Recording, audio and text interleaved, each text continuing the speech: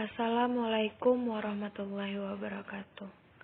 Perkenalkan, nama saya Nur Azizah dengan NIM 1911280008, Prodi Matematika 4A, mata kuliah Evaluasi Pembelajaran, dosen pengampu Ibu Dwi Reva Jayanti, MPD Mat. Di sini saya akan menjelaskan sedikit tentang daya serap. Daya serap di sini kita bagi menjadi beberapa bagian. Yang pertama, pengertian daya serap. Yang kedua, faktor-faktor yang mempengaruhi daya serap. Yang ketiga, fungsi daya serap siswa dalam belajar. Yang keempat, alat ukur daya serap. Memasuki yang pertama, yaitu pengertian daya serap. Daya serap adalah kemampuan atau kekuatan untuk melakukan sesuatu untuk bertindak dalam menyerap pelajaran. Daya serap berasal dari kata daya yang berarti kekuatan, kemampuan, dan serap yang berarti mengambil. Jadi, daya serap dapat dikatakan sebagai suatu kemampuan untuk menangkap dan memahami sebuah materi. Peserta didik dapat menjabarkan kembali materi yang diterima dengan benar. Yang kedua, faktor-faktor yang mempengaruhi daya serap. Faktor-faktor yang mempengaruhi daya serap dibagi menjadi dua, tetapi ada juga faktor lainnya. Yang pertama, faktor internal. Faktor internal adalah faktor yang timbul dari individu peserta didik. Faktor internal terdiri dari faktor jasmaniah, faktor psikologis. Faktor jasmaniah biasanya berkaitan dengan kekurangan gizi, mempunyai pengaruh terhadap keadaan jasmani, mudah mengantuk, lekas lelah, lesu, dan sejenisnya. Selain kadar makanan, pengaturan waktu istirahat yang tidak baik dan kurang biasanya juga menjadi faktor penyebabnya. Faktor psikologis. Faktor psikologis ini sendiri dibagi menjadi dua, faktor intelektif dan faktor non-intelektif.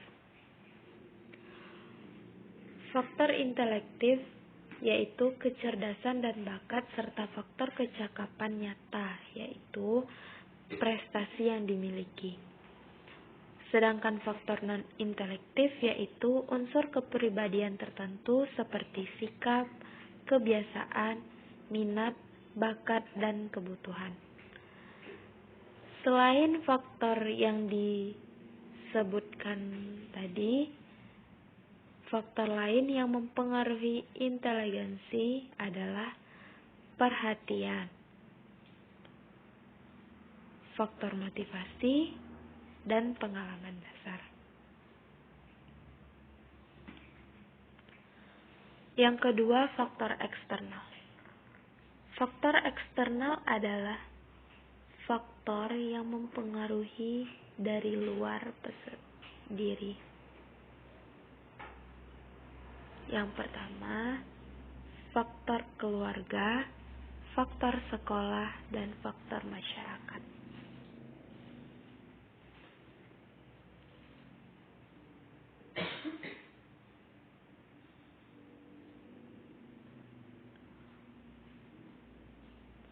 Faktor keluarga sangat mempunyai andil dalam pendidikan seorang anak, seperti yang ada pada teori empirisme yang dikemukakan oleh John Locke, yaitu tiap-tiap individu itu lahir sebagai kertas putih dan lingkungan itulah yang menulisi kertas itu.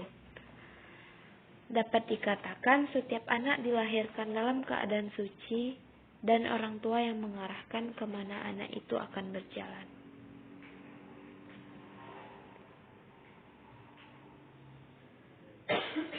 Peserta didik yang belajar akan menerima pengaruh dari keluarga berupa cara orang tua mendidik, relasi antara anggota keluarga, suasana dalam rumah tangga, dan keadaan ekonomi keluarga. Yang kedua, faktor sekolah. Faktor sekolah yang mempengaruhi belajar ini mencakup metode belajar, relasi peserta didik dengan peserta didik lain, sarana dan prasarana, rasa aman dalam belajar, dan situasi lingkungan. Yang ketiga, faktor masyarakat. Faktor masyarakat merupakan faktor ekstern yang juga berpengaruh terhadap daya serap peserta didik. Pengaruh itu terjadi karena keberadaannya peserta didik dalam masyarakat. Faktor masyarakat itu dapat mempengaruhi daya serap peserta didik, diantaranya kegiatan peserta didik dalam masyarakat dan teman-teman bergaul. Selain faktor yang telah disebutkan tadi, selain faktor internal dan faktor eksternal, faktor lain yang mempengaruhi daya serap seseorang, yang pertama, pembawaan. Pembawaan ditentukan oleh sifat-sifat dan ciri-ciri yang dibawa sejak lahir. Batas kesanggupan kita yakni dapat tidaknya memecahkan suatu soal pertama-tama ditentukan oleh pembawaan kita. Yang kedua, kematangan. Tiap organ dalam tubuh manusia mengalami pertumbuhan dan perkembangan. Tiap organ, fisik maupun psikis, dapat dikatakan telah matang jika ia telah mencapai kesanggupan menjalankan fungsinya masing-masing. Yang ketiga, pembentukan. Pembentukan inilah segala keadaan di luar diri seseorang yang mempengaruhi perkembangan inteligensi. Selanjutnya, fungsi daya serap siswa dalam belajar. Dibagi menjadi 5, yaitu daya serap dapat meningkatkan wawasan dan pola pikir anak. Yang kedua, daya serap sebagai tenaga pendorong yang kuat. Yang ketiga, prestasi selalu dipengaruhi daya serap yang tinggi. Yang keempat, daya serap dapat meningkatkan minat belajar. Yang kelima, untuk meningkatkan kualitas belajar. Yang terakhir, alat ukur daya serap. Pada dasarnya, alat ukur daya serap sama dengan alat untuk penilaian keberhasilan belajar mengajar. Sedangkan untuk mengukur dan mengevaluasi tingkat keberhasilan belajar dapat dilakukan melalui tes prestasi belajar.